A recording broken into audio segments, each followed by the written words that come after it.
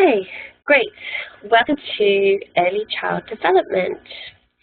In this session, we'll be introducing key concepts in early child development and particularly the important role that early experiences of relationships with caregivers are for lifelong health and well-being of the children.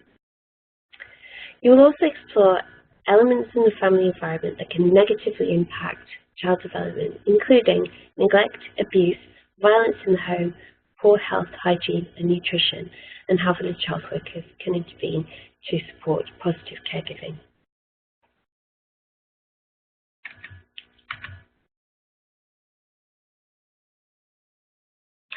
So what does early childhood development mean?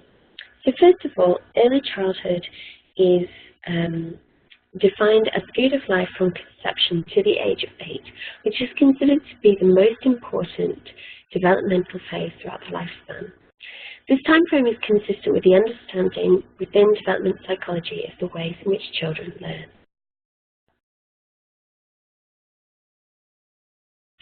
Child development is defined as a process of change in which a child learns to handle ever more difficult levels of moving, thinking, speaking, feeling, and relating with other people. So this brings us to a definition for early childhood development: the physical, social, and emotional and cognitive dimensions of human development, all of which are equally important in the early years of life.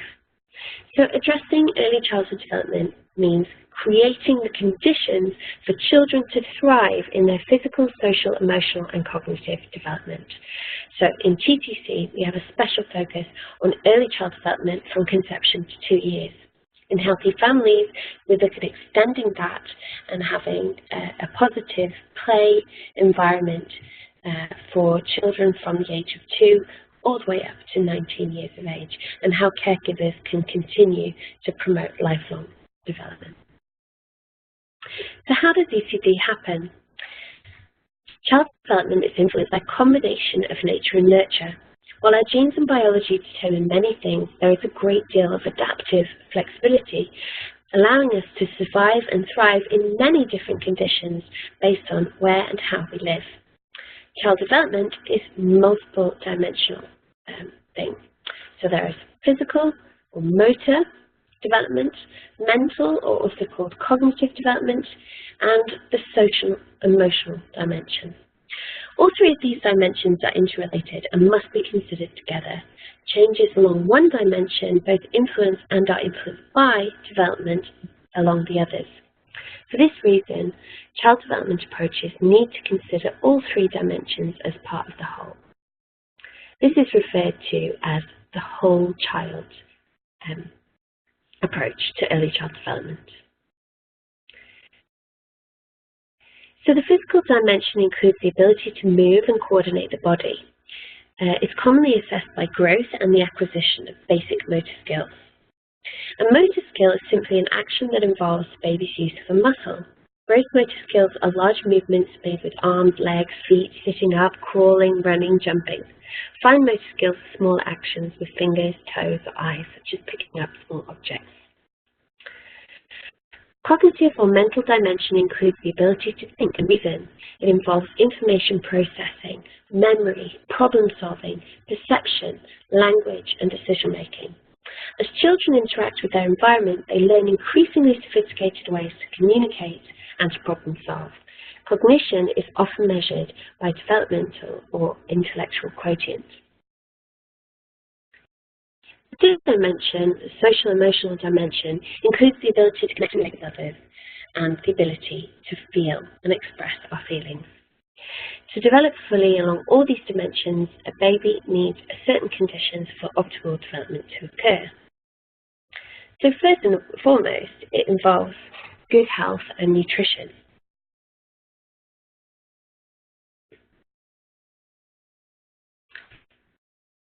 Secondly, we need to protect children, so protection from physical danger, but also from abusive interactions.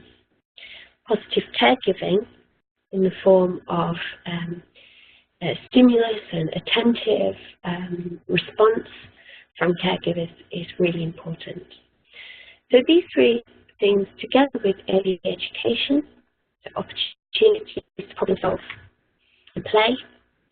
This is combined to make a whole child approach to ECD. So what's the evidence base? Well, you can have a look at the Lancet. There's been lots of work on early child development, but it's known that around about 200 million children in the world fail to reach their full developmental potential, and largely this is due to poverty, poor health and nutrition, and inadequate care, so particularly around poor caregiving interactions. Adverse experiences in the first 1,000 days of life lead to reduced physiological responses, so poor immunity and poor nutrition, also poor cognition, language, and social emotional attainment, so lower functioning. A positive, supportive, and responsive caregiving environment in the first 2 years of life serve as a protective, preventive, and promotive factors for healthy lifelong development. So we mentioned this before, that ECD is about toddlers and children surviving and thriving. So how do these positive experiences influence lifelong health? We talked about biological systems strengthening, absorption of nutrients, resistance to infection, development of internal cognitive resilience, so the ability to cope with adverse experiences, the ability to cope with stress, and also maintaining strong relationships with others, and how to interact with our environment in the most productive way possible. So what is child development? It is a process of change by which a child learns to handle ever more difficult levels of moving, thinking, feeling, and relating to others.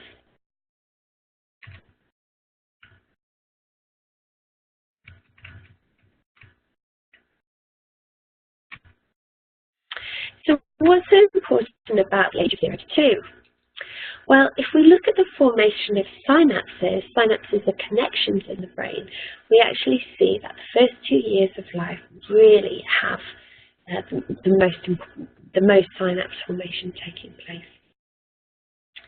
80% of brain growth occurs before a child's 3rd birthday. Here's a snapshot of the development that takes place in that time. Prenatally, baby's development takes place extremely rapidly, and even though in utero, they are affected by the environment in which they live, their mother's womb. During pregnancy, the basic architecture of the brain is formed.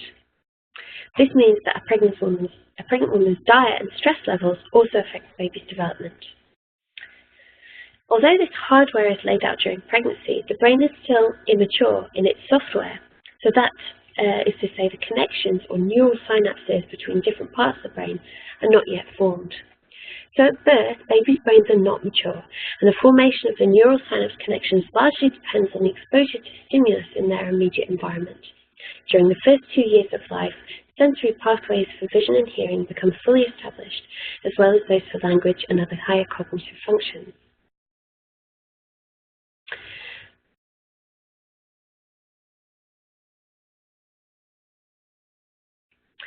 For instance, babies can see at birth, but not in great detail, or with depth perception.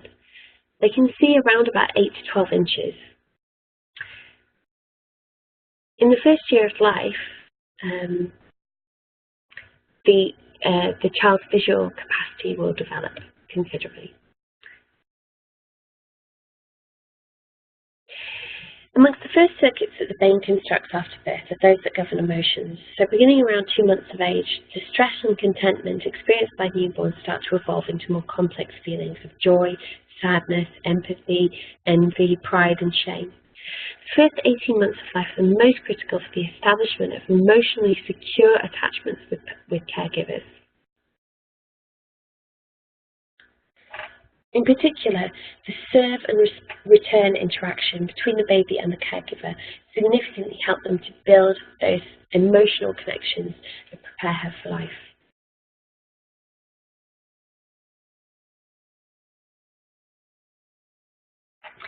So then we talked about the different capacities that develop in that first year: sensory pathways, vision and hearing, already slightly developed before birth.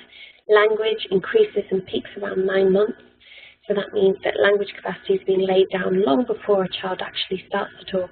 And then higher cognitive functions really start to peak around 1 year. and there's some additional reading if you'd like to do so. So what are the consequences of neglect? Well, this is a very interesting image here taken from children that were taken out of orphanages in Romania, who had suffered very severe isolation and neglect from birth. So on the right hand side you see the brain of a child who's 3 years old who's experienced extreme neglect, and on the left hand side the brain of a normal child. So we can see that when we're talking about lack of brain development, we actually do mean the development of brain cells, because the size of that brain is actually considerably smaller. It's really important that for normal healthy development, somebody, at least one person, has got to love that child, and that's the most important thing. Brain development is inextricably linked to the attachments children have to their main caregivers. A secure relationship with a mother or father is the best way to ensure that children develop independence in their own time. A child who doesn't have a significant attachment to a caregiver is more likely to develop severe mental health problems later on in life. Factors that contribute to insecure attachment include family breakdown, abuse or neglect, alcohol use, parental depression, and also just lack of parenting skills.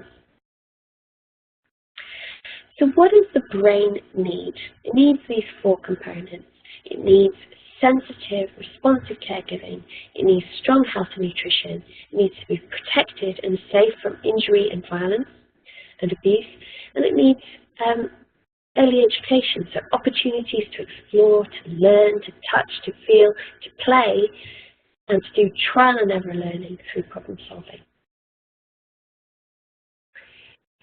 So we break it down to the hug, talk, sing, play, read message, but it boils down to the same thing. So any of these activities are excellent at all ages.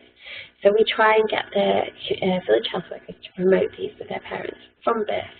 So firstly, looking at the baby, smiling at the baby. So even newborns can see the mother's face a little bit when it's close up. So loving eye contact and lots of smiles. Talking and singing. So newborn babies are able to hear well, they can learn sound, and they really like high-pitched voices and tonality. So when we start talking to the baby in that sweet baby voice, they really do start to respond. Touching. Newborn babies love to feel close to mum. Her touch, her heat, her smell even, remind them of being in the womb, so they help them to feel comforted. But touch and contact is really important, both with mum and dad at any age. Play, learning through play. This is all about stimulating the brain, cognitive development, and giving them opportunities to grow and learn. Reading. This may sound strange, but in the UK we actually distribute book bags to children at their birth. Reading to baby is a great way of interacting. Looking at pictures helps them to learn new vocabulary. This is a great opportunity for dad to weigh in and help. If there's a particular time of day, like bedtime, when bedtime stories are read, then why not involve dad in doing that? So why mothers and families might not engage in child development.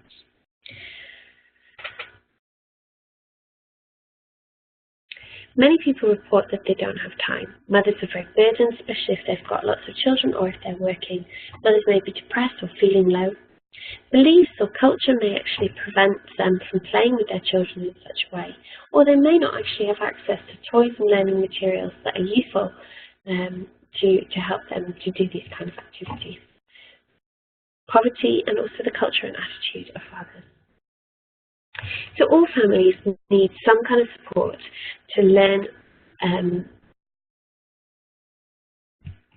how to develop and apply sensitivity and responsiveness in their childcare practices. There are, however, both biological and environmental factors that can negatively impact the attachment of the child. So in those cases, it's really important that we identify the families that have got these barriers and we give them that additional support and the parenting skills that they need to overcome these kind of problems and barriers to child development. Engaging fathers in child development can have multiple gains too. World Vision's early work in Latin America showed that men respond well to becoming more involved in communication. It even showed the impact on reducing domestic violence in the home. And self-reported stress of fathers went down as well.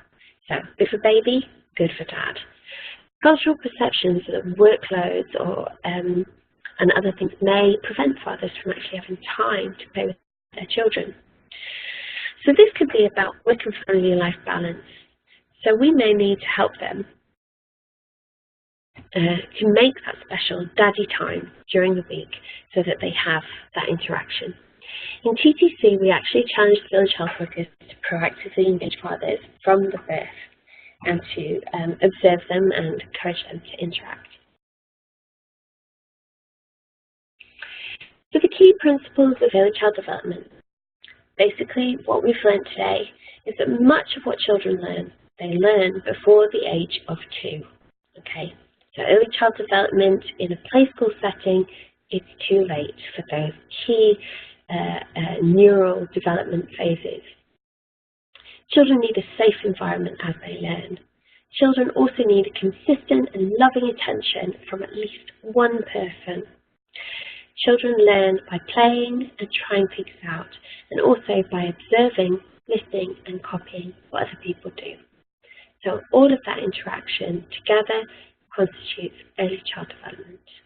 I now want you to watch the Saving Brains video because I think this one demonstrates really perfectly the kind of negative interaction effects that lack of ECD opportunities may have. Thank you.